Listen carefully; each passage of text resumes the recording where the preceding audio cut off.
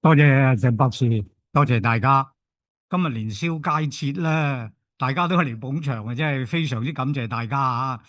咁啊，少少關於佢嘅出身啦。咁啊，資料係唔多嘅。咁啊，比利羅士咧，佢爸爸喺敍利亞咧，巴格達嗰度咧，就做歐洲啊同埋中東同埋印度嘅生意。咁佢母親咧都係嚟自一個顯赫嘅家族嘅。咁佢發跡嘅地方咧就係一個豪拉。咁豪拉其實喺1850年咧已經係有鐵路噶啦。咁佢哋做嘅生意咧就包括黃馬、棉花、木材啊同埋鴉片咁嘅。咁佢1837年出世。咁啊正話就冇事講過啦，都係猶太人。咁啊54年咧喺佢爸爸公司做嘢。咁同年咧就娶咗嗰位太太。咁呢位太太咧佢喺香港過身嘅墳墓咧仲喺香港嘅。咁佢25歲嗰陣時咧就一個人先嚟香港睇下環境點樣樣。咁嗰陣時就係1862年。咁咧就佢咧就同呢個林柏啊呢個鐘錶商啦，就喺把花街最頂，即係近荷里活道嗰個位咧租咗個貨倉啦，係做呢個出入口貿易嘅。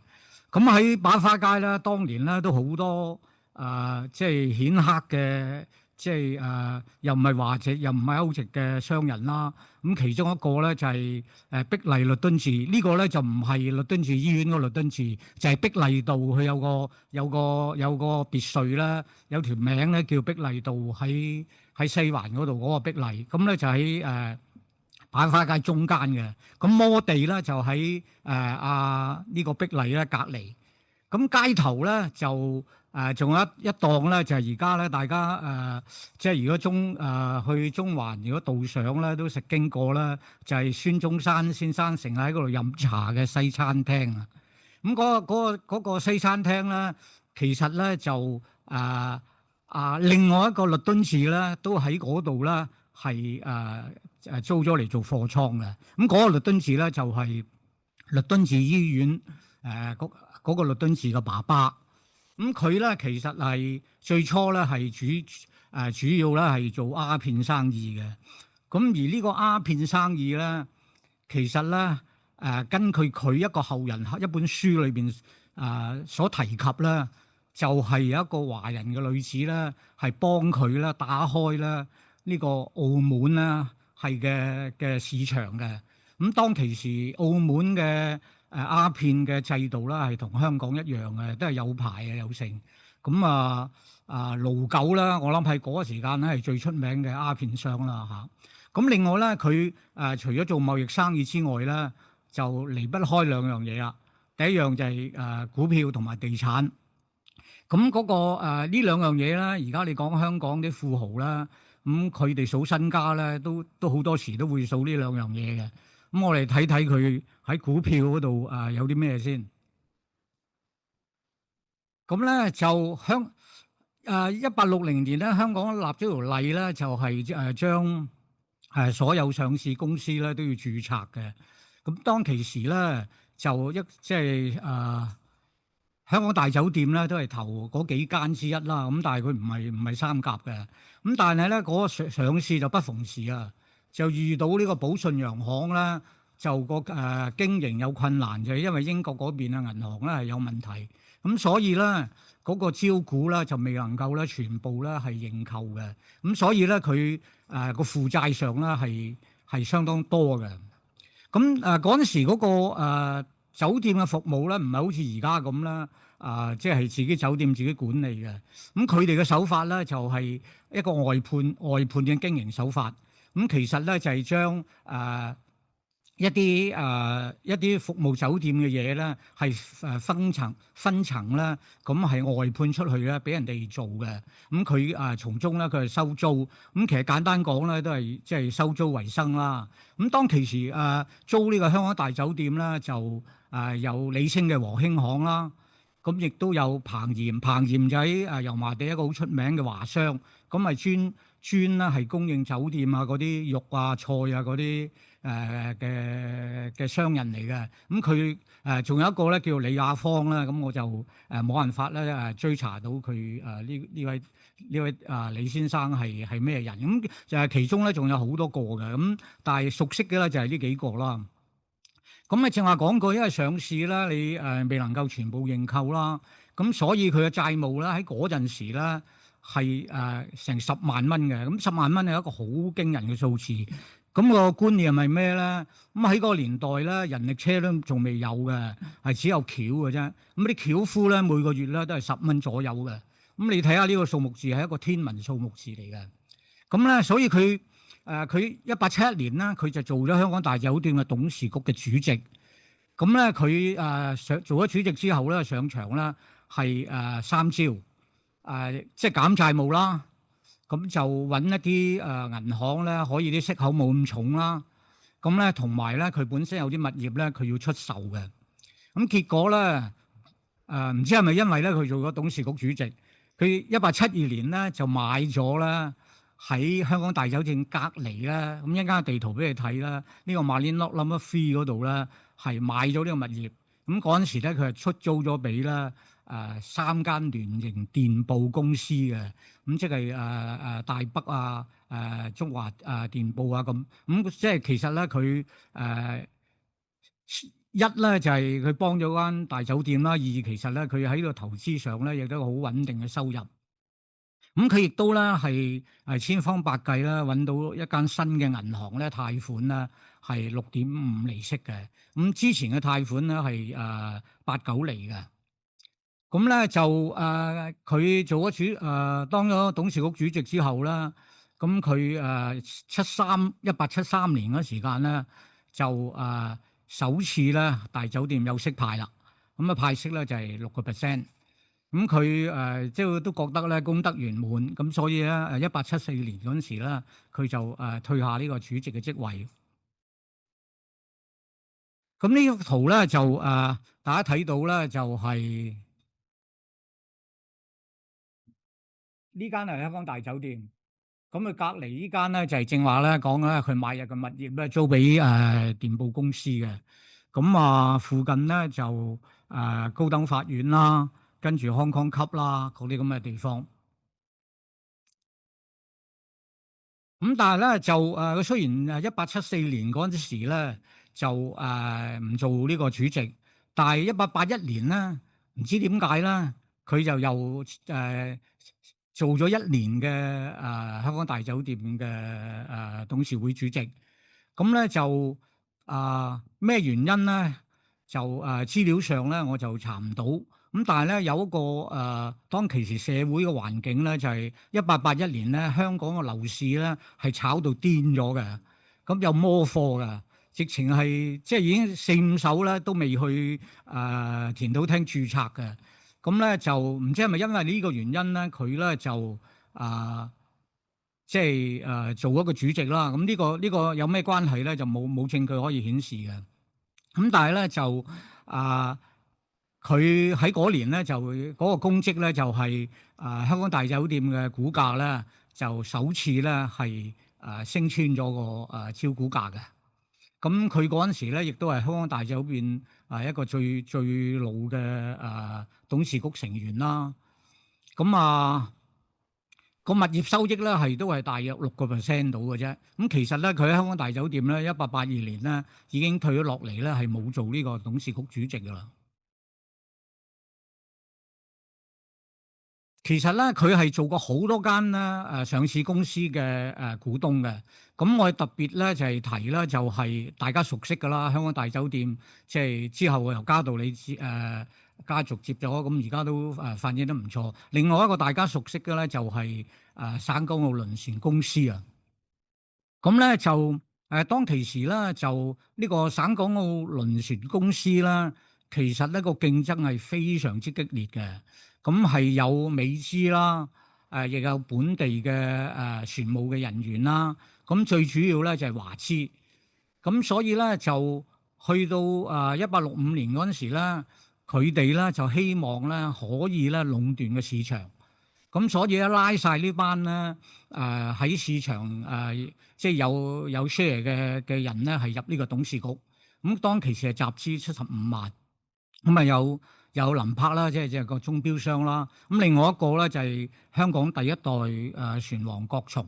咁佢咧係有十幾，喺嗰個年代佢係擁有十幾條船嘅。咁佢一陣間先講佢嗰筆啦。咁另外咧就係瓊記嘅瓊記洋行。咁另外咧就有一大堆嘅係做船務嘅人啦，包括山市船長。咁佢有個船澳啦喺堅尼地城嘅。咁而家好似有條街咧用佢嘅名改嘅。咁另外仲有一個 Endicott 啦，就冼教授都好似寫過佢啦。咁嗰個我冇講就冇講到出嚟嘅。咁但係咧就去到1875年咧，佢同咧渣甸嘅大班咧祁士域兩個咧就入咗呢架輪船公司就董事局。咁佢自己咧就喺81至到84年咧就出任呢間公司嘅董事局主席。咁喺佢嗰個年代咧，其實咧嗰個情況咧係已經好咗噶啦，因為咧當其時佢哋最大嘅競爭對手就係阿郭松啊。咁郭松咧就因為華人咧就多數係搭佢啲船嘅，即係翻廣州嗰陣時，咁咧就所以咧佢咧就要收咗佢入董事局。另外咧就仲要咧係每年咧係要俾一筆錢佢咧，等佢咧唔好喺即係唔好喺個省港澳呢條線嗰度經營嘅。咁最初咧就由1萬鬆啲啦，後尾差唔多去到接近咧係每年2萬蚊嘅。咁即係其實佢白彩喺度收錢啊，郭松。咁但係郭松亦都係一個好叻嘅商人嚟㗎。咁佢雖然係應承咗你咧，我唔同你競爭，但係佢一招係咩咧？佢一招就開夜船。佢開夜船啦，咁你瞓醒覺咧就到。咁我哋細個嗰陣時去澳門咧，我哋要搭夜船嘅，咁第二朝就到嘅。咁所以咧就即係都冇乜佢符嘅。咁但係咧佢咧就喺1880年嗰陣時咧，可惜佢就過咗身。咁過咗身之後，佢就因為啲仔女咧就參與咧呢個樓市嘅炒賣啊，咁所以將佢成副身家就係敗晒嘅。咁但係即係啱啱講翻轉頭比利羅士佢81年先入呢個董事局主席啦。其實佢嗰個面對嘅對手咧，其實已經係冇咁壓力㗎啦，因為少咗個好強勁嘅對手啦。咁所以咧最主要咧，佢咧就係將所有呢啲佢而家當其時嘅船咧係翻修，因為啲船咧已經用咗成10幾20年啦。咁日日咁用啦，所以係需要一大翻修嘅。咁即係有啲就係要換引擎啊，有啲要換鍋爐啊，有啲整靚啲吸引人啊。咁另外咧，亦都咧係訂一條新船咧，係河南號嘅。咁咧就所以咧令到咧嗰個喺嗰個年代咧就呢間公司咧就煥然一新啦。咁呢間咧就係呢條咧就係金山號。咁大家見到咧，就佢係一個外輪嘅船嚟嘅。咁其實咧就係個原理咧，就係利用咧係蒸汽咧，好似火車咁啦，係帶動架船嘅。咁喺嗰個年代咧，仲未有螺旋槳啊。咁去到1890年代咧，先至有螺旋槳咧係出現喺香港。咁呢個係白雲號啦。咁白雲號咧都係一個外輪嘅，大家睇到。咁另外佢而家泊緊啲碼頭咧，就喺中環嚟嘅。咁大家見到咧，都係一個好簡陋嘅木嘅碼頭嚟嘅啫。咁呢條咧就係九江號。咁九江號呢條船咧，其實呢度咧就係廣州嚟嘅。咁佢就話呢度係珠江嚟嘅，呢度係。咁呢條咧就係佢在位比利羅士在位嗰陣時咧，喺英國訂翻嚟嘅河南號。咁你睇到咧就已經咧係比較先進啲噶啦。咁即係揾3間佢做股東嘅，做過董事局主席嘅講啦。咁最後一間就係佢係曾經做過匯豐銀行嘅董事局主席嘅。咁咧就佢1868年嗰陣時咧，因為佢買咗好多匯豐嘅股票啦，佢就毛遂自薦啦，就話：喂，我揸你咁多股份喎，咁我想入你董事局。咁就喺每年嘅週年會議上高啦，咁就有兩個人咧係撐佢嘅。第一個就係呢個股票經紀獲加，第二個就係旗槍洋行嘅Forbes。咁咧就覺得咧，佢話如果因為匯豐咧都做好多印度嘅生意，咁佢話如果多一個對印度貿易熟悉嘅人啦，對匯豐咧都係有啲益處嘅。咁所以咧佢就喺1868年嗰時咧就入咗呢個上海董事局主席。咁但係咧就大家都知啦，其實匯豐啦似乎好似啦，即係我自己認識嘅匯豐啦，就好似好少唔派息嘅，除咗喺2020年，即係嗰次咧就係一個特別原因，因為個即係但係咧匯豐啦就喺呢個年代咧就有2年係冇派過息嘅。個原因咧佢係睇錯咗3單嘢。咁因為1870年嗰時蘇伊士運河啦係開通，跟住電報亦都開通，咁所以咧佢諗住咧喺歐洲嘅貿易啦嚟到香港啦係有得做嘅，咁所以咧第一單咧佢就係借咗錢咧俾呢間香港碼頭同埋貨倉公司，咁咧就即係諗住咧就係好多即係好多貿易往來啦。你香港嗰時仲未有碼頭噶嘛，啲船要泊喺維港嗰度，然後用駁艇埋岸嘅。咁佢咧就，但係呢單嘢咧佢係睇錯咗嘅。咁另外一單咧就係咩咧？就係安南嘅火塘公司。咁點解要講火塘咧？咁其實就係即係船咧，我哋以前叫火船嘅個原因，因為要有 boiler，你要煲熟嗰啲蒸汽咧，由啲蒸汽發動一個能源咧嚟推動。咁所以咧，其實嗰陣時啲機器咧，大部分咧都係由蒸汽推動。咁所以好多嘢都加個火字喺度，咁即係火車啊、火船啊，咁又火車塘啊咁。咁呢個咧，佢就喺安南嗰度，亦都睇錯咗咧，係嘅投資嘅。咁第三間咧就係叫華喜史密夫公司。咁其實咧，佢另外一個名咧就係叫中華火車糖廠嘅 China Sugar Refinery。咁咧佢除咗個地嗰度咧，佢高估咗個地之外咧，而係對煉廠嘅認識咧係相當唔熟。佢哋係無論係買板好咧。係完全不認識嘅。咁一陣間咧就會即係我會揀咗啦即係嗰個碼頭同埋呢間造船啦，係講下佢嗰個點樣衰咗。嗱呢個咧就係正話咧匯豐支持嘅香港碼頭同埋貨倉公司。咁呢個碼頭咧係有1000尺長嘅。咁係啊。直至到1966年海運大廈起好之後咧，佢仍然係紀錄保持者嚟嘅。咁所以咧，其實佢個雄心咧係相當大嘅當其時。咁佢係諗住咧，每邊係泊3艘船，全部有6艘船，咁起落貨咧就會好快嘅。咁你中間你見到有個窿咧喺呢個位。咁咧就係俾嗰啲咧船咧嗰啲舢板啊嗰啲船咧係過嘅，因為咧喺嗰個年代咧陸上交通咧係唔發達嘅，咁主要咧係用船嘅，咁所以呢個窿咧係特別為佢哋而設。咁呢個咧就係佢個碼頭啦。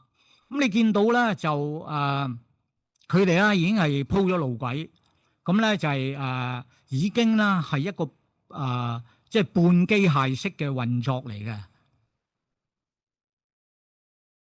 咁呢個咧就係佢起嘅貨倉。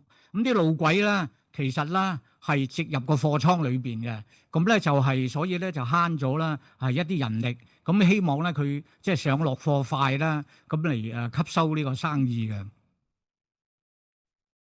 咁呢個咧就係貨倉裏邊咧，其實路軌咧係入到貨倉裏邊噶啦。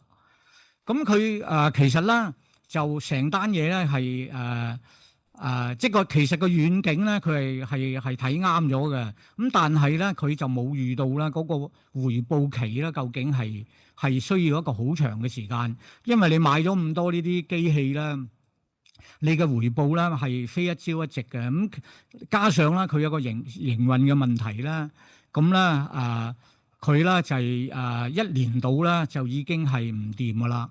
咁終結啦，佢嗰個失敗咧，就其一咧就係選址佢喺灣仔啦，因為其一灣仔咧個水深咧係不足夠嘅，你比起後期嘅遮打喺九龍倉嘅水深咧係少咗10尺嘅，咁所以比較大型啲嘅船咧，佢亦都係有困難，同埋嗰度好多淤泥嘅，咁你成日要挖淤泥咧，嗰度要用一筆費用啦。第二咧就係、當其時大部分嘅貨倉咧都喺西環嗰邊嚟嘅，咁你要你呢度咧得咁少地方咧，好多貨咧都要落西環嗰邊咧，咁所以變咗啦，你嘅時間咧係未必咧係快，好似想像中咁快嘅。咁另外咧，佢有同一個問題咧，就同呢個香港大酒店一樣咧，就係因為佢招股嗰陣時咧係經濟唔係太理想，就佢得3分2係認購嘅啫，咁所以嗰度咧亦都係爭咗銀行咧係一筆大數嘅。咁另外仲有一個嘢咧，就係喺嗰個年代嚟講咧，機械咧係一個怪物嚟嘅，對我哋嚟講咧，即係對個當時嘅人嚟講咧係。即係唔知係乜嘢嚟嘅，咁啊相等於而家咧，我哋啲機 AI 啊嗰啲咁嘅嘢嘅，係咁咧就所以咧就即係人力即係始終咧喺嗰陣時嚟講咧，因為佢廉價，即係佢平啊，咁所以咧嗰個競爭力咧係機器咧喺嗰個年代仲未可以咧取代到佢嘅。咁啊加上咧，因為你要管理咁多呢啲機器咧，係需要一啲外國人咧。嘅人喺度嚟嘅，咁呢個喺外即係你知啦，外國人嚟你又要住又要食，咁啊人工又要高，咁所以你嗰個經營成本咧亦都相當大嘅。咁所以你後期香港嗰個就算我哋香港最搞得最好嗰兩間船澳啦，其實佢哋咧係點樣解決呢個問題咧？就係培訓呢啲華人嘅中層嘅管理人員嘅，咁佢哋自己係教佢。咁由佢哋嗰度咧升到上一個中層管理人員咧，咁嗰個人工咧就可以咧係節省咗好多嘅。因此咧，呢間公司咧個即係入不敷支之下咧，就好快執咗。咁當其時有個解決辦法，即係有人諗咧，就叫渣甸出頭。喂，你頂間捱下義氣。頂住先啦，因為個遠景咧係好嘅，咁但係渣甸咧亦都係推卻咗嘅，咁所以咧匯豐咧就冇辦法啦，就唔食晒啦佢嘅嘢，咁即係個碼頭啊或者好多呢裏邊嘅嘢咧，佢要自己食晒啦，然後咧每樣嘢咧係要拎出去市場嗰度咧拍賣啦，係收翻嗰個即係好過冇啦。咁另外即係另外一單咧，就係正話提過嘅糖廠。咁呢個糖廠咧，其實個舊址咧就喺香港造幣廠嘅。咁香港造幣廠因為亦都係經營上嘅問題，我諗其實佢遇到嘅問題咧係好相似啦，正話碼頭嗰個管理嘅問題嘅。咁咧就好快脆執咗笠啦。咁之後個地咧就拎咗嚟拍賣咧，就由即係做咗呢間糖廠。其實佢唔係淨止做糖廠啊，因為做糖廠隔離咧，仲有一個造酒廠嘅。因為點解咧？因為做糖咧有一個 byproduct 啦，係叫做糖蜜啊 molasses。咁個 molasses 如果你再加啲酵素啦，然後再加水再蒸餾啦，就好容易咧係煉到酒嘅。咁所以咧，其實即係喺個遠景嚟講咧，佢哋係冇睇錯嘅。咁但係呢個實際情況咧就出咗問題啦。咁個問題咩咧？咁當其第一個問題咧就係一間華洋合資嘅機構，咁咧就係由一個 Smith 嘅外國人，咁佢就負責咧喺英國訂啲機嚟嘅，即係因為你用機生產嗰個糖啊。咁另外一個咧就係華人老闆咧就係叫做黃華喜啊。咁呢個咧我就我唔敢肯定咧佢係呢個中文名，因為我揾唔到啦其他嘅真正佢嘅中文名係點。咁呢兩個我都係譯翻嚟嘅啫，即係黃華喜同埋黃欣婷咧，我都係譯翻嚟嘅啫。咁當其時嗰個華人咧係黃華喜係大佬，即係大股啦。咁仲有咧就係唐茂之。唐茂之咧就係唐廷樞，大家熟悉唐廷樞嘅哥哥。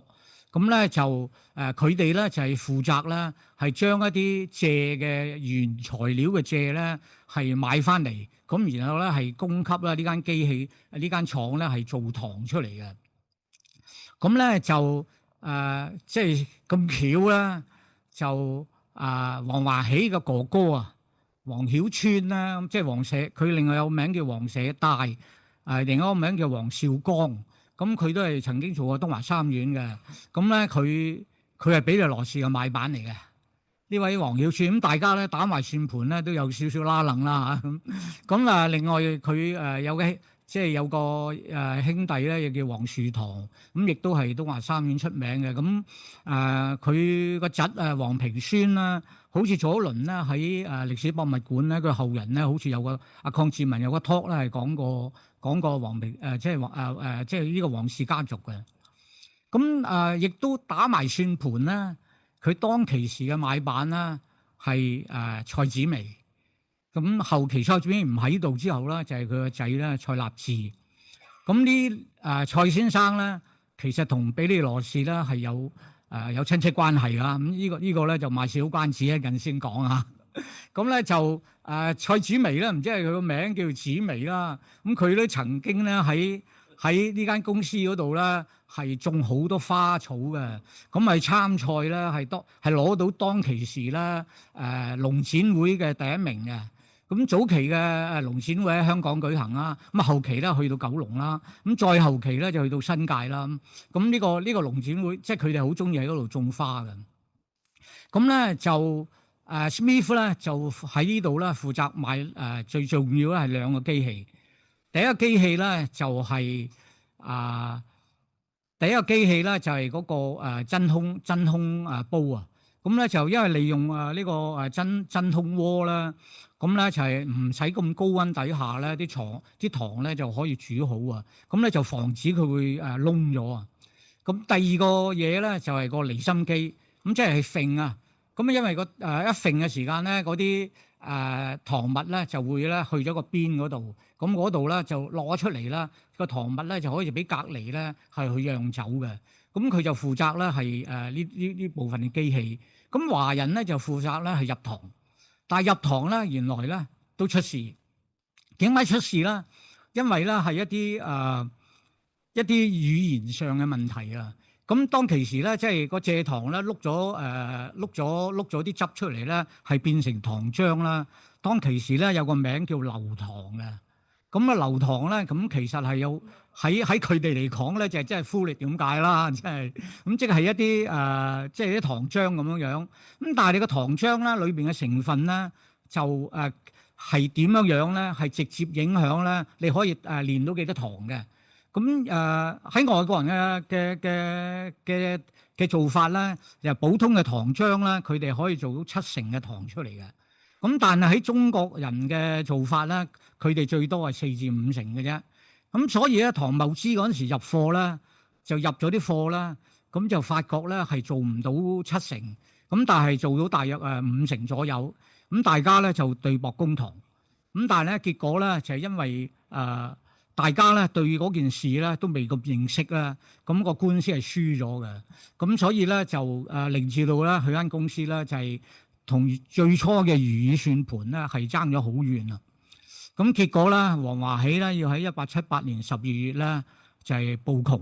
咁報窮咧其實即係破產解。咁當其時嚟講咧，佢中文係叫報窮嘅。咁即係而家嚟講係即係破產。咁破咗產之後咧結果咧就渣甸咧今次咧就肯 take up 啦呢間公司嚟做。咁其中一個主要嘅原因咧，就係因為個地嘅問題，因為渣甸有部分嘅地係佢嘅，咁有部分嘅地咧就係黃華喜嘅，咁所以咧佢都諗落咧都計過條數啦，都可以做啦，咁就但係佢都好穩陣，佢73年咧就 take up 咗成個管營權，咁仍然係一路出糖出糖蜜糖漿咁樣樣。咁就係用緊呢個 China Sugar Refinery 嘅名，咁但係咧佢真正覺得有得做咧，就係1878年。咁1878年覺得有得做咧，佢就成立咧 China Sugar Refining Company Limited，咁啊將個英文改咗少少啦，就變咗個中華火糖公司。咁啊真正咧就係而家我哋大家熟悉嘅，即係渣甸嗰個糖廠啦。咁後期啊到太古出啦。咁喺1878年嗰陣時咧，其實成立呢間公司嗰陣時咧，比利羅士咧被拉咗入去咧，係做呢個顧問委員會嘅成員嘅。咁或者拉遠咗少少啦。咁喺呢幾件事嘅教訓上高啦，其實係嗰個有個大問題咧，就係工業革命嚟到遠東，咁咧開始咧同人力咧係大家咧係比拼，咁但係咧就肯定機器就輸咗啦嗰次。咁但係呢個問題咧就係時間上嘅問題咧，一路咧，其實機器咧係取代咗嗰個人手嘅。咁安攬嗰度又唔詳細講啦。咁但係最主要佢係出現管理嘅問題，因為同一時間咧匯豐嘅大班喺英國嘅大班咧，亦都咧係有問題咧，係要辭咗職嘅。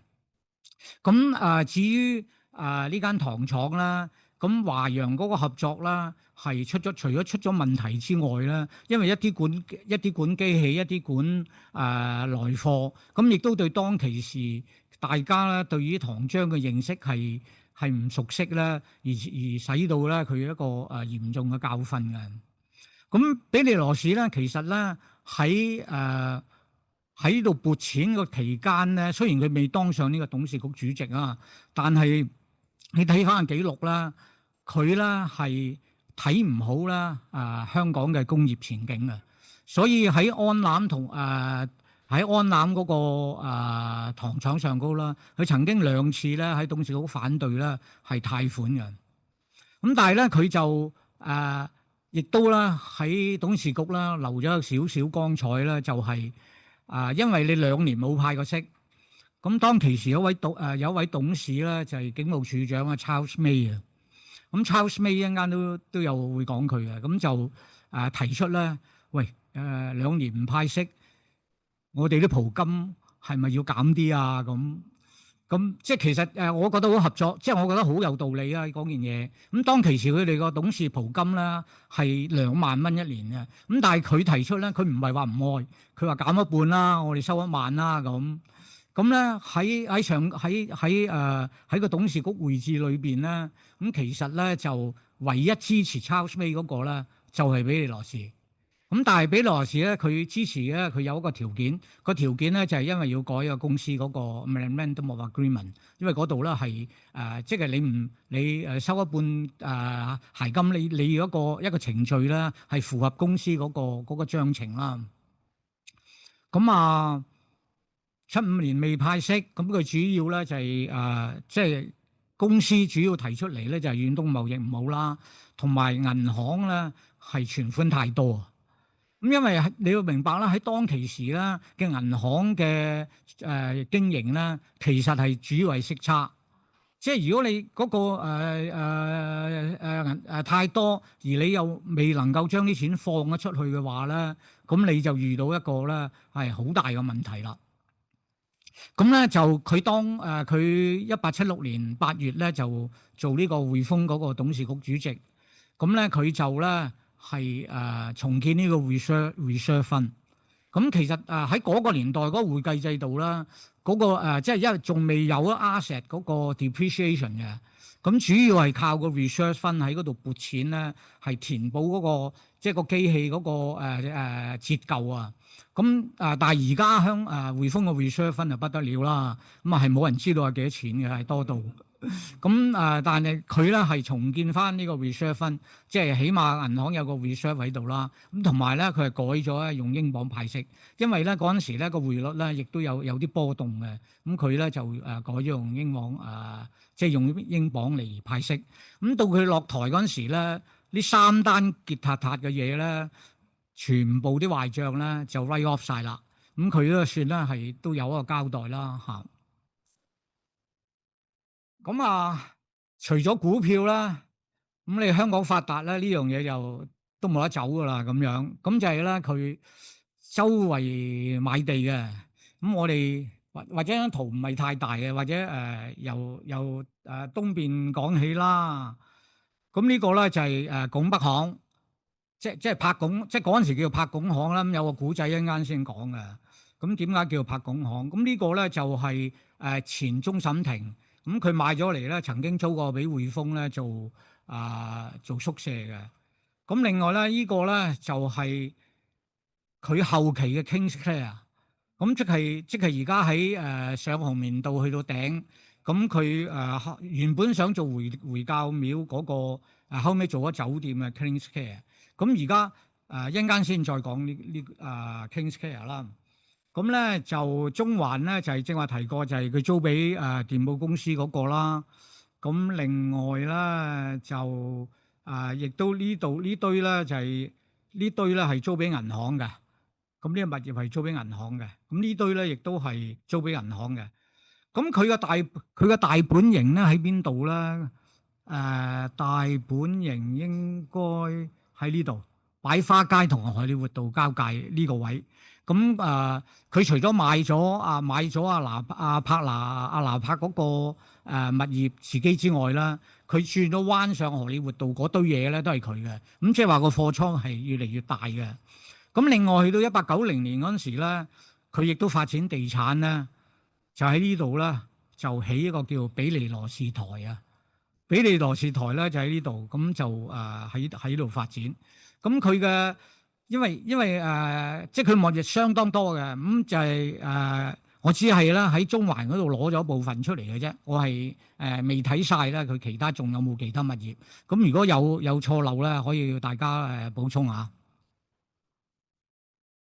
咁呢個就係佢買嘅時間嘅。咁你見到咧，佢82年嗰陣時咧，就因為佢做大酒店股東咧，就買咗佢租俾咩啦？咁呢個咧就係佢間貨倉咧隔離嗰個位，咁即係話成扎要賣啦。咁呢扎一大扎嘅物業，咁呢阿賓尼道亦都有嘅。呢個可以租咗俾有錢佬嘅，我唔記得咗係邊個。另外咧，呢個係佢住宅。佢住宅喺堅島嚟嘅，咁就係第一間 Kings Care。咁個 Kings Care 咧就佢係第一間嘅，咁第二間咧就係正話講係嗰間啦。咁另外咧就好奇咧可能阿拿柏未必係肯賣俾佢，佢80年咧先至買咗佢自己喺擺花街嘅貨倉嘅。咁另外就都爹利雪廠街都爹利街有啦。咁你睇到啲地點啦，全部都好正嘅。咁呢度正話提過比利羅士台啦，咁全部都係正嘢。咁你嗰個回報啦，亦都相當唔錯啦。咁咧就呢間咧就係即係正話提到啦，第二間 Kings Care。咁其實佢起嗰陣時咧，佢未住過㗎，佢已經離開咗香港㗎啦。咁最初嘅原意咧，其實呢笪地咧係起一間猶太廟嘅，但係佢同阿沙宣咧係有啲拗撬啦。咁就呢笪地咧，佢就起咗呢間 Kings Care。咁咧 Kings Care 佢起咗之後咧，係做咗一間名酒店啊。咁呢間名酒店咧喺1908年啦，台長揾緊咧，佢呢個角落頭嗰支煙通係俾颱風咧吹爛咗嘅。咁而家啲收藏家朋友如果有咧，就台長你揾佢啦。咁佢就呢度咧就好。咁但係咧佢個酒店咧係營運到1920年左右啦。咁就由李寶春咧就買下嘅。咁李寶春咧唔淨止買咗，但係而成個 In-N-Out Lot 咧，佢逐忽咧係買晒嘅。係即係而家嘅堅尼地台咯。即係其實我哋而家好多等嘅，但係成個 In-N-Out Lot 都係李氏家族㗎。即係佢係逐忽買上去咯。咁呢個係另外一個即係呢個 In-N-Out Lot 啦，就係而家李氏家族咧係有晒㗎啦。咁呢個就係右手邊呢個位咧，呢一紮咧就係比利羅士台啦。咁呢個咧就係柏拱巷。咁點解叫柏拱巷咧？我都賣少關子，一陣再講。咁呢個就係佢瓊記洋行之後咧佢租俾匯豐嗰個位。咁另外咧，佢山頂咧，大家都熟悉咧，就係呢個物業咧，就係出名嘅，非常之出名嘅。咁咧就其實個物業咧係最早咧由警務處長正話提過啦，喺匯豐話要減袍金嗰個警務處長啦，喺1876、77年咧係起嘅，咁係呢個位嚟嘅。咁咧就79年咧，呢個警務處長唔喺度啦，佢就俾咗佢嘅女婿啦 Linstead，咁 Linstead 再賣咗俾 Davis，咁1886年咧，比利羅士先同佢買嘅。咁咧就，但係比利羅士唔喺度之後啦，就都轉咗幾次手嘅。咁最後咧就由政府買咗。咁最初咧係做呢個高級公務員宿舍啦。咁呢個海事處長 Beckwith 同埋修頓咧都曾經喺呢度住過嘅。咁但係到後期咧，香港政府咧係要研究呢個短波嘅無線電啊。就喺 R 呢個地方啦，係做咗咧好多年嘅實業。咁咧嗰啲人咧就坐咗喺嗰度，日日咧喺度度嘢嘅。咁咧就去到31年啦，呢個物業咧就由林護一個非常之出名嘅承建商啦，係拆咗。咁呢個就係佢嘅別墅啦，係相當靚啊！唔係佢起，即係最早係嗰阿 Charles May 起嘅最早。唔係呢個當然係物業啦，呢個係啊，所以一間你睇到佢啲錢係都有少少誇張啊。咁呢個又係佢個 R 啦，即係呢個另一個角度睇落去啦。咁另外咧，佢一間喺山頂亦都發展一個物業。咁呢個名咧就好奇怪啊，竟然用港督個名改㗎。咁我都唔知點解咧，佢用港督個名改。咁佢呢個物業喺呢度嚟嘅。咁佢都係差唔多時期同 R 咧係一齊咧係買落嘅。咁但係就佢要起咧可能會遲少少啦。咁但係呢度有個古仔咧，就係邊個喺度住過咧？就係早幾年咧，主教山就香港好吃香啊！主教山揾到嗰個儲水庫裏邊啲建築。咁當其時嘅工程師係 Lawrence Gibb。咁 Lawrence Gibb 咧1893年嗰陣時咧就住喺呢度嘅。咁佢住喺呢度嗰陣時咧就啱啱適逢香港嘅氣温咧係最低。咁當我就同阿台長 check 咗噶啦。咁嗰陣時香港咧係0度嘅，喺天文台0度啊。咁你山頂咧就肯定係有雪玩啦。咁所以咧佢喺後期啦，Gibb啦喺香港嘅 Naturalist 嗰本雜誌嗰度咧有篇文章咧就話，即係佢嗰啲僕人咧個個好高興啦，喺出邊嗰度玩雪嘅。咁呢度咧就係遠景嗰個德富別墅啊。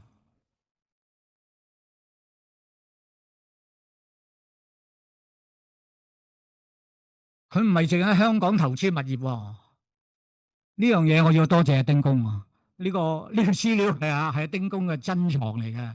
咁你咗呢一張圖咧，就係當其時1920年代沙面嘅物業係重估呢個地價，咁嚟調整嗰個差餉嘅。咁紅色呢個位啦，當其時係原來咧就係比利羅士當其時嘅物業，但係佢嗰陣時已經死咗啦。even 佢嘅仔咧都死埋嘅。咁喺呢站文件裏邊咧，係個 executor 咧係同佢做嘅成堆嘢都。咁呢張相咧就係我舊年咧係去沙面咧係影到啦呢個位咧嘅地方。咁你隔一條街咧就係匯豐啊，即係向東隔一條街就匯豐。如果向西啦，就隔一條街咧就係廣州共濟會嗰個會址啊。呢個廣州嚟嘅呢個。咁發得達啦，咁發財立品，咁要投身呢個事務，咁就最早佢任陪審團啦。咁跟住咧佢係因為港督軒尼詩咧同英國呢個猶太嘅首相咧係關係係相當好嘅。咁所以咧就由佢搭路咧，就希望咧做呢個首相嘅銅像喺香港嘅。咁有一個猶太嘅人咧，咁捐錢起一個猶太嘅銅像喺香港。咁但係咧就呢個猶太人都相當醒目啊，女王都未有，點會應承啊？真係，所以咧佢又用一個理由咧，佢話通常生嘅人咧就唔應該樹立呢個銅像嘅。咁所以咧就拒絕咗。咁比利羅士咧將呢一千英鎊啦，就成立咗個基金啦，係俾一啲華人咧係參與啦呢個即係俾嗰啲華人嘅學生啦係讀醫科嘅。咁但係呢個雖然佢1879年成立，咁但係因為東華三院咧提出嘅條件係相當苛刻嘅，佢要嗰個華人學生咧係讀完中醫咧先可以去讀西醫，咁所以咧你搞咗咁耐啦，係嗰件嘢咧一路都發唔到啦，係去到咧最底嗰度，去到1883年咧呢個基金咧佢加咗碼之後咧係先至可以推出嚟嘅。咁當其時咧佢推出嚟啦。佢係俾皇仁同埋聖約瑟嘅華人咧係讀醫科嘅獎學金，咁嗰陣時即係得1000零一間就係西醫院啦。咁但係咧就去到俾第一個呢個醫科獎學金嘅時間咧，係佢又改咗啦，唔知點解啦，係搣咗聖約瑟啦。咁咧就淨係咧係皇仁咧皇仁第一個攞呢個獎，第一個攞獎咧就係大家都熟悉嘅關景良醫生。咁即係關心妍醫生，咁佢同孫中山又係老友嚟嘅。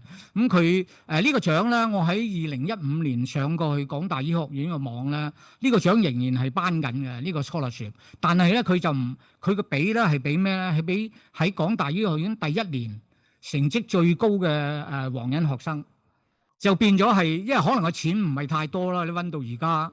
咁但係咧我即係準備呢個 talk 嘅時間咧，我上去揾咧，我係揾唔到呢段嘢。咁佢又仲有一樣嘢就係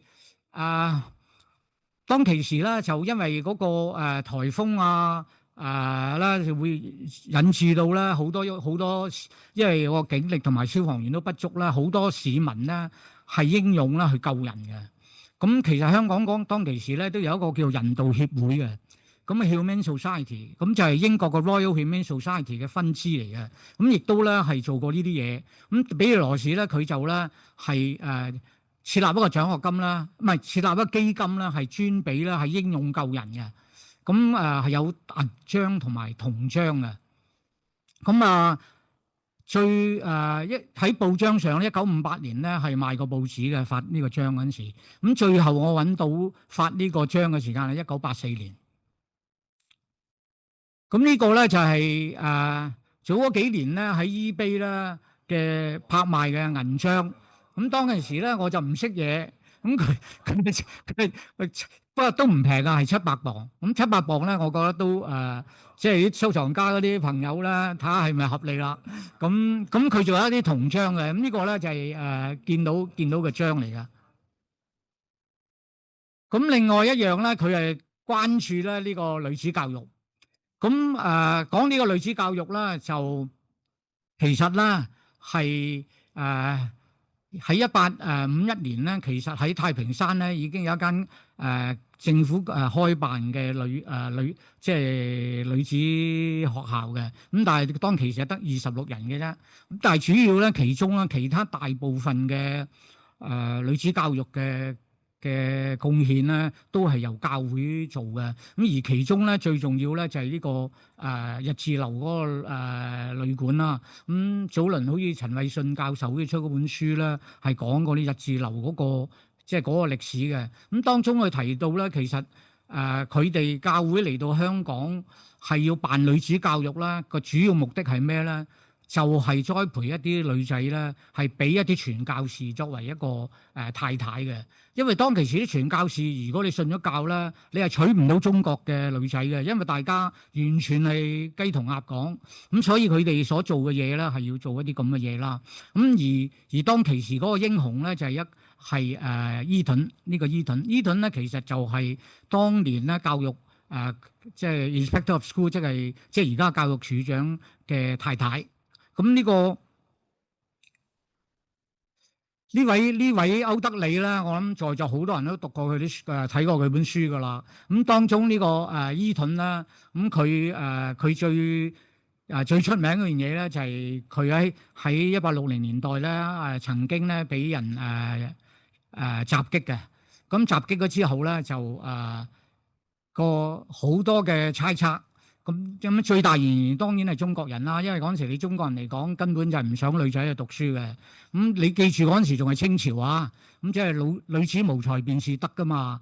你如果女仔識到嘢，佢經濟可以獨立咧，根本就唔會有咁多妾侍，亦都唔會有咁多妹仔。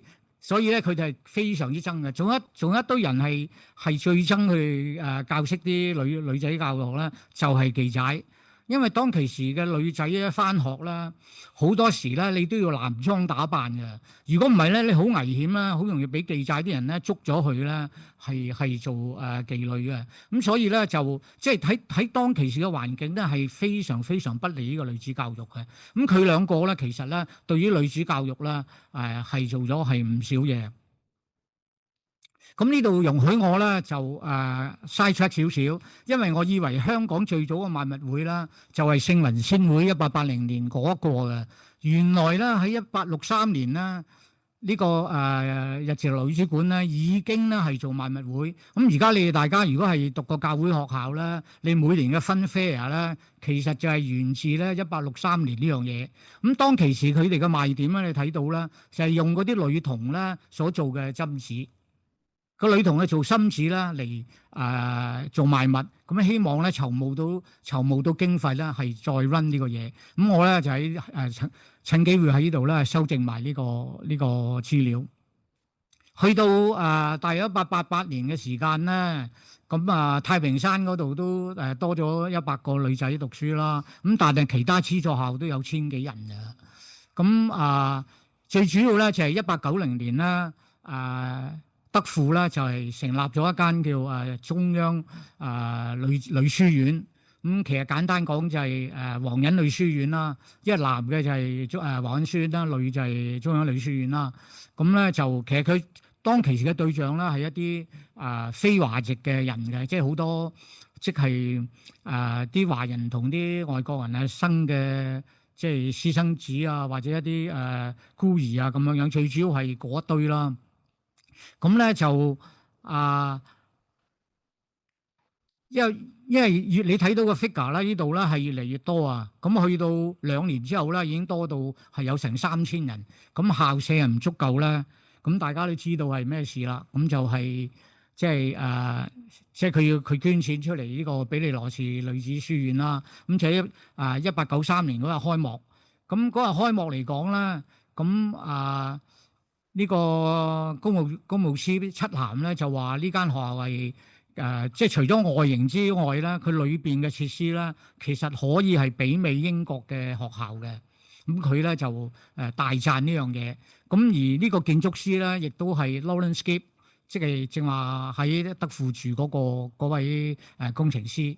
咁另外咧就係歐德利咧，佢就話咧香港嘅辦學團體咧就以華人教會同政府為主嘅。咁佢話即係呢間學校成立啦，係多咗另外一類啦，就係以個名嚟捐咧學校嘅人。咁同埋喺嗰日嚟講咧，亦對比利羅士都一件大事，因為咧佢獲英國咧頒咗一個荷蘭水蓋。咁呢個荷蘭水蓋咧就係當其時香港市民佢第一個攞㗎。咁呢個就係好靚嗰間學校啦。咁但係可惜咧喺二戰嗰陣時係成間散晒啦。咁呢個就係佢學校裏邊嘅相啦。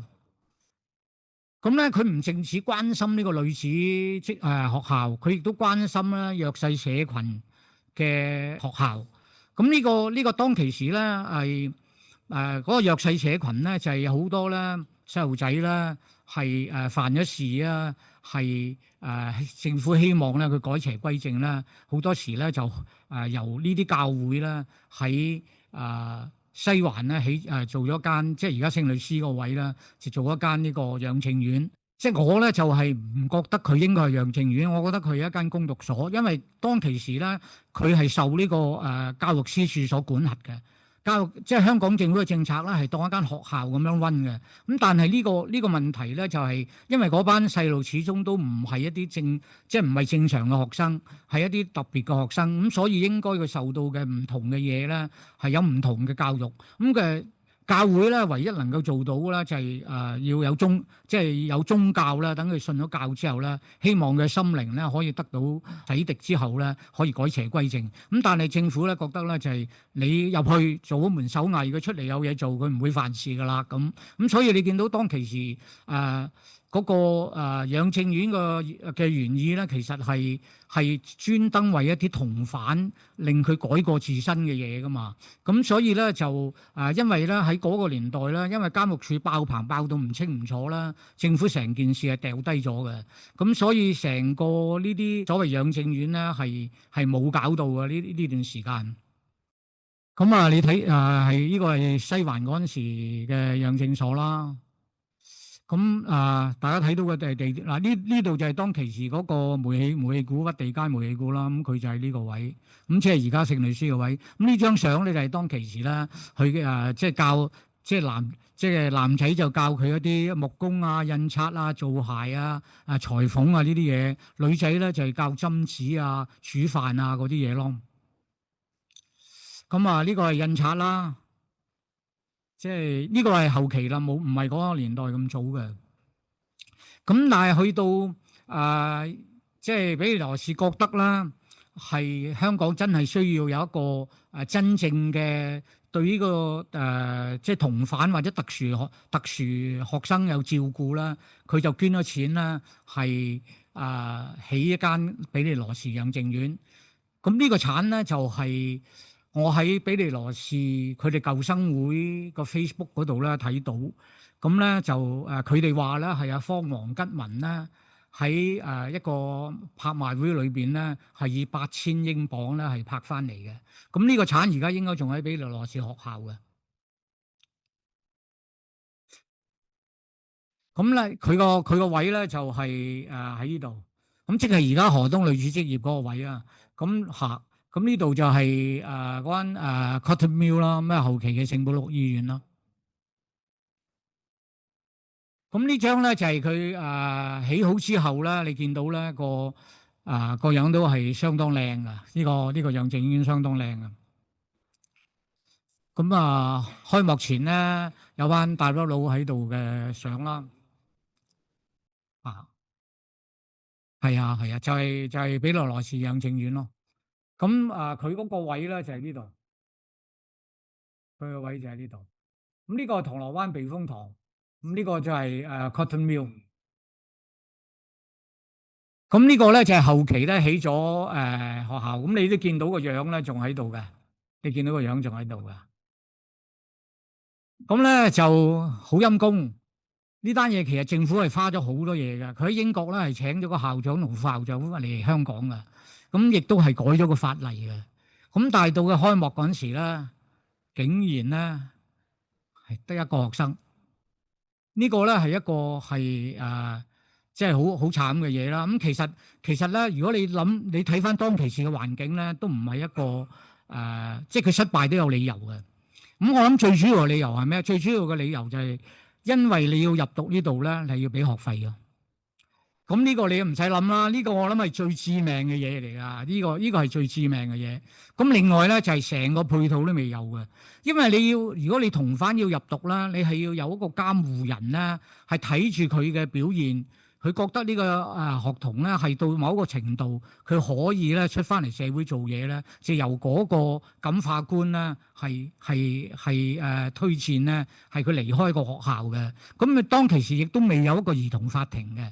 咁所以咧，成件嘢咧係註定係失敗嘅呢度。咁但係佢間嘢曾經做過咩咧？係曾經諗過做嬰童學校，即係而家喺尖沙咀嗰間。咁但係因為覺得嗰個理由都唔係好充分，所以就冇。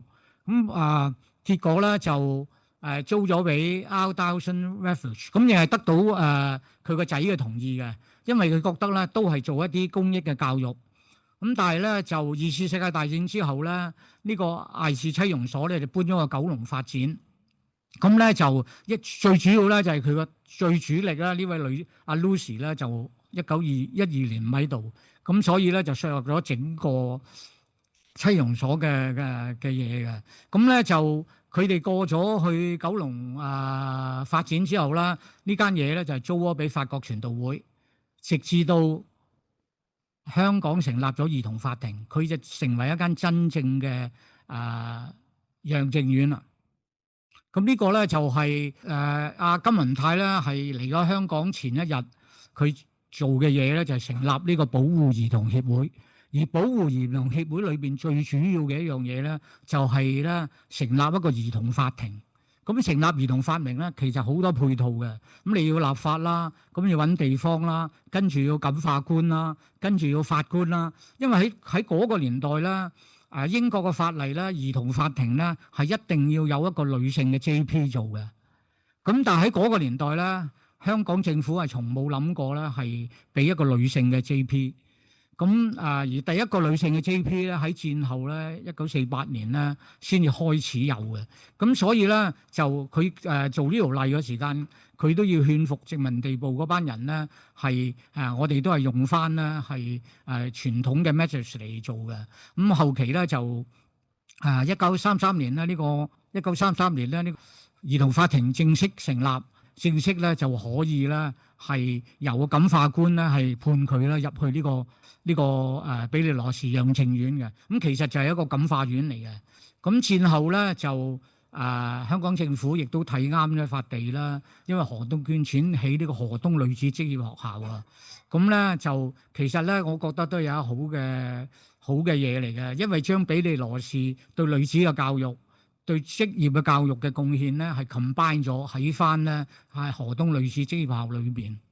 咁呢間咧就係何東女子職業學校咯，就係戰後嘅時間。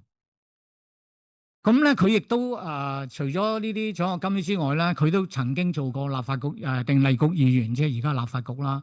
咁佢最初做嗰陣時咧係81、82，咁嗰陣時係 acting 嘅啫。咁最主要咧，當其時有兩個定例局議員咧係長期不喺香港。第一個咧就係公務司裴樂士，因為佢同軒尼詩嗌交咧，就喺英國避咗2年。咁佢所以喺立法嗰個位係懸空嘅。另外一個就係祁士域，佢哋都要翻咗英國啦一大段時間。咁咧就佢正式咧 nominate 嚟做呢個立法院係1892年至1900年嘅。咁咧呢度你睇到咧就係一個重要嘅嘢。阿鄭兄講緊咧就係惠玉，呢個惠玉。咁你見到咧庇理羅士咧嗰陣時咧就已經攞咗個荷蘭水蓋啦。咁呢幅相應該係1893年以後嘅。咁跟住咧就係何啟啦，羅便臣啦，咁呢個係遮打啦，咁最後邊呢個就係後期嘅港督梅含利啊。呢個就係庇理羅士自己嘅樣啦，咁就掛咗個荷蘭水蓋喺度。咁講翻佢私人嘅生活啦。咁1870幾年咧，香港引入電話。咁哇！時間太耐，我都唔好講得太多啦。咁就係我講翻呢個1890年呢個電話用戶手冊係得50幾人嘅啫。咁但係庇理羅士一個人咧係有3個 number， 港督得一個啫。有2個 number 咧就係孫中山老師康德黎。咁康德黎有2個原因，因為佢醫生嘅夜晚都要聽電話，可能有急症啊。咁但係佢咧個3個電話咧，你睇到咧就係40幾啊，呢3個。一個就係King，呢個係堅島佢屋企啦。呢個佢山頂啦，同埋咧佢間公司。咁你可以睇到佢都幾豪啊。咁咧就佢仲有好多玩意喎。咁呢隻駱駝，咁佢山頂 house 咧係養過駱駝嘅。咁咧就係可惜咧嗰隻駱駝咧就跌咗落山咧就唔喺度。咁另外咧，佢係中意養老虎仔嘅，咁餵奶。咁聽講咧，佢山頂嗰間別墅咧，個禮拜咧都招呼人嘅，即係所有呢啲玩意咧都喺 house 嗰度玩噶啦。咁另外仲有一樣嘢咧，就係呢樣嘢係我覺得幾得意咧，就係佢喺百花街嘅 office 咧，曾經有單官司告個人咧，就係 Asian Lights 啊。因為喺當其時香港有一個法例咧，就係如果你個窗口咧係對住有光咧，係超過15唔知20年，即係我記唔清楚啦。咁如果有人咧，嗰啲人咧就唔開你喺前邊咧起嘢嘅。咁所以咧，佢曾經利用呢條法例咧，係告過啦，去隔離咧嗰個住戶咧，嗰個發展咧唔可以遮住佢嘅。呢本書咧就係比利羅士嘅，如果打埋算盤係外孫，所以咧佢嘅名咧加咗 6OA 喺度嘅，係姓蔡。咁呢本書咧就 House of Wives 咧就係講咧，就係比利羅士咧，其實當其時係公認咧係有兩頭住家嘅，係同埋一個華人嘅女子咧叫 Pearlie 啊。咁咧就佢就協助佢啦，打開即係佢呢本書係作㗎，當然係，但係裏邊好多嘅人物咧全部係真嘅，即係遮打啊、沙宣啊，成堆人咧嗰啲係真嘅。咁但係個古仔係作嘅。咁佢專登加咗佢個姓蔡嘅姓喺度。咁佢第二本書咧就係講King's Clear，就係講啲佢啲兄弟姊妹喺度點樣長大。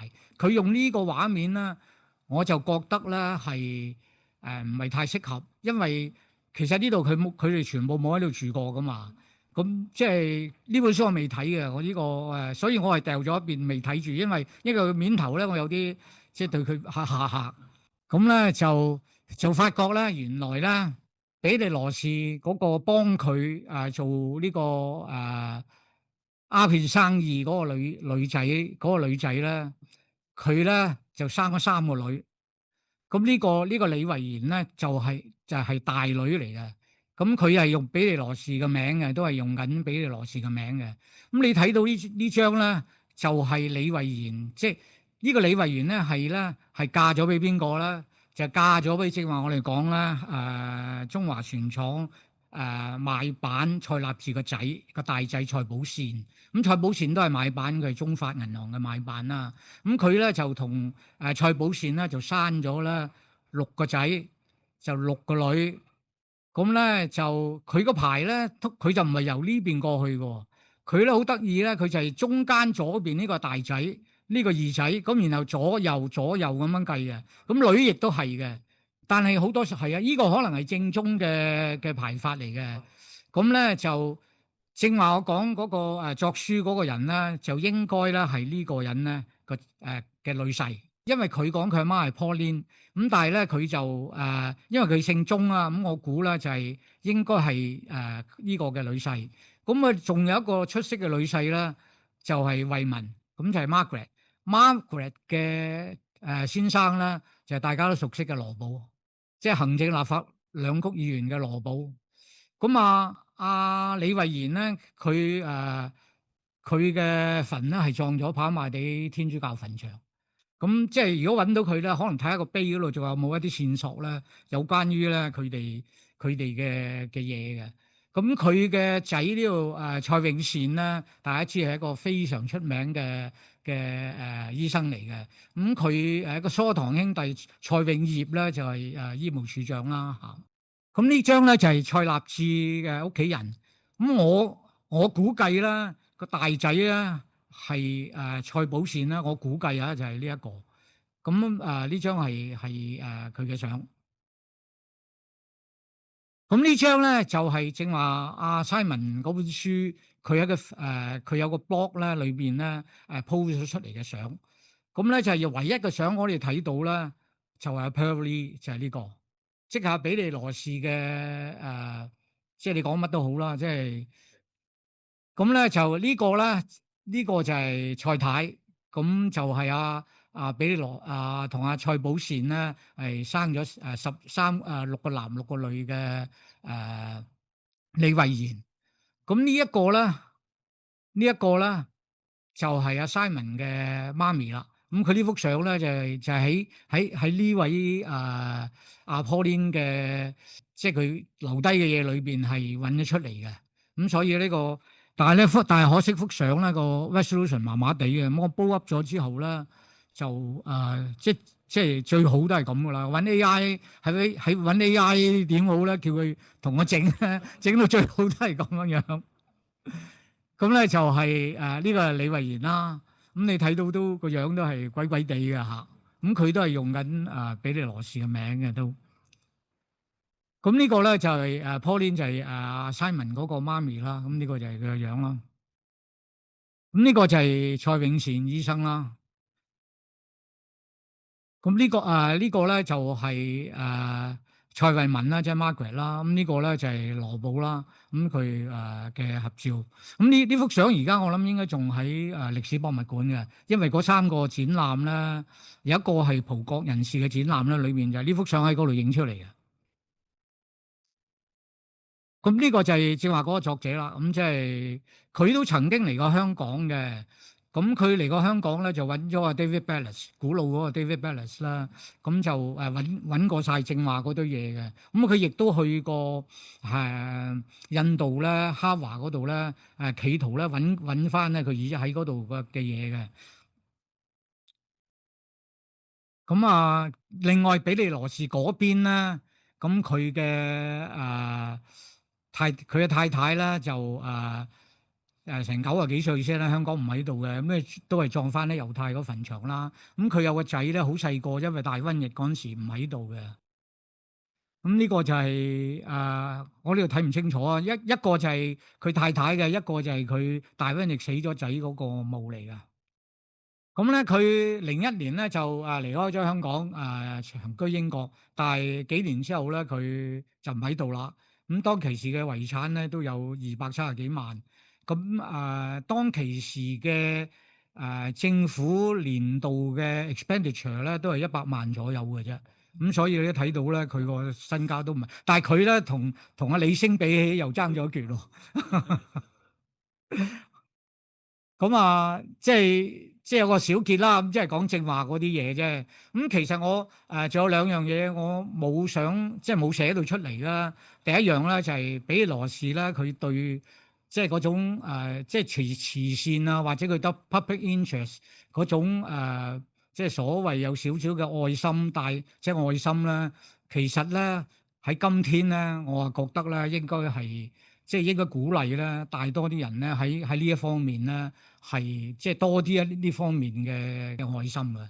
咁第二樣嘢咧就係從佢個人嗰個當其時嘅社會環境咧，其實係發現咧係嗰個機器咧一路咧係幫緊人咧解決好多問題，但係咧係每一次咧都帶嚟咧係對人咧有啲衝擊嘅，咁即係令到人係失業啊，或者好差，或者要轉行或者要成啦。咁但係呢個咁嘅潮流咧係我哋係不可抗拒嘅。咁如果你睇翻落嚟今日嘅時間，我哋面對呢個 AI 咧，其實咧有一點咧係我哋需要留意嘅咧，就係逢係新嘅嘢咧，佢梗有 limitation 嘅。咁呢件咁嘅機，呢件用佢係好嘅工具，無論好到點啦，你要識用佢先得嘅。咁你舉一個唔好嘅例子，譬如你發明刀啊、槍啊或者核彈啊，如果你利用咗呢個工具係用咗佢唔好嘅用途啦，其實咧個後果咧係好嚴重嘅。咁所以咧，其實嗰個翻轉頭咧，你嗰個道德嗰個線咧，其實咧我正話提啦，就係我希望咧係呢兩點咧係作為我今日啊嘅總結嘅。多謝大家嚇。